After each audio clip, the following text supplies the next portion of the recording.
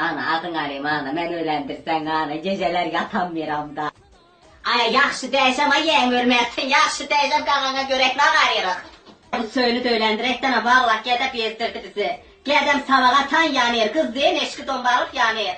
Gel gedək bağlaq, bu qonşu Royza xalamın qızıncığaz alaq ona. İstəyirsən mi? Ha sen onda gedək tanıyırsı gedək, dur az dur gedək. Salam harımsayım, naretsiniz, həmişə siz gələrsiniz.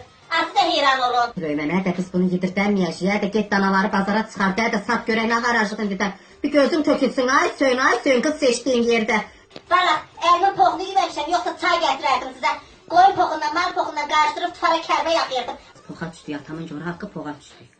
Bu yığvalın qarayasın, qız yəyəsi, qız döl, cöngədir, cöngə. Atamla anamın görə haqqı biz bunun qabağında duramayacaq. Sizsiniz mi? Hoş gəlmişsiniz. Yavrum, yay qaqa, sana dedim ki, burayı qayırdana, burayı qayır. Qayırdana de,